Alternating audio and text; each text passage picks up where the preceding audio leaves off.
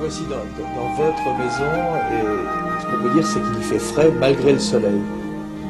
Eh bien, les maisons étaient construites, il y avait au départ, d'abord elles étaient toutes en bois, matériaux isothermes, très bons pour supporter les applis du climat.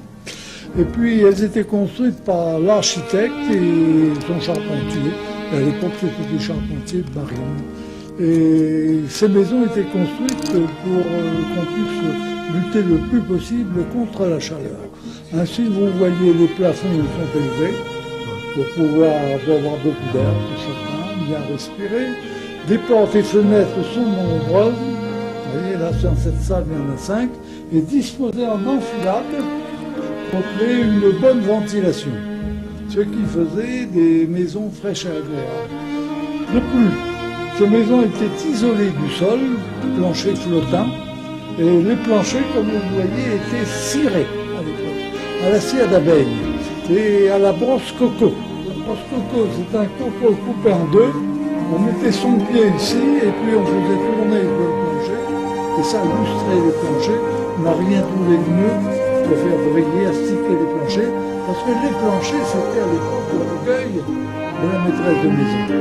Et quand on venait chez elle, pour voir si elle était toujours bonne ménagère, on regardait un petit peu ce plancher pour voir si c'était bien. C'est pour ça que ces maisons étaient. La ménagère ne voulait pas non plus qu'on entre depuis dans sa maison. Et la vie était organisée la journée à l'extérieur, tout autour de la maison, cuisine, salle de bain, salle à manger, toilette, tout était à l'extérieur de la maison. Et on entrait à la maison, c'était surtout la nuit, vous avez les chambres. Elle servait aussi quand il faisait mauvais, un cyclone par exemple, pour s'abriter, et elle servait aussi quand on donnait une petite soirée, une petite fête. Puis il y avait la chambre, alors là, normalement, les invités ne pénétraient pas, et avec votre autorisation, on va pénétrer dans la chambre. Cette chambre à coucher est meublée d'époque. Vous avez là le petit berceau, les meubles, la coiffeuse, la console, l'armoire, sont des meubles qu'on retrouve dans toutes les chambres actuelles. Par contre, un meuble qu'on ne trouve que dans nos chambres actuelles, c'est la table à toilette. Parce qu'à l'époque, la salle de bain n'était pas dans la maison, comme la cuisine, elle était à l'extérieur.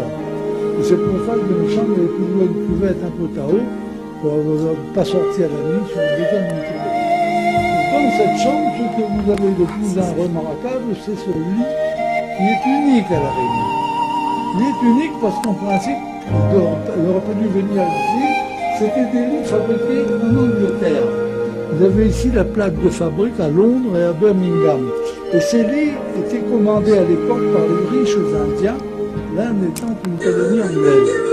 C'est en allant aux Indes qu'on pouvait passer la Réunion. À l'époque, français et anglais s'amusaient beaucoup à se pirater mutuellement leur bateau. Eh bien, celui était sur un bateau qui a été piraté. C'est pour ça qu'il est arrivé à destination. Il est resté ici. Nous l'appelons le lit du pirate.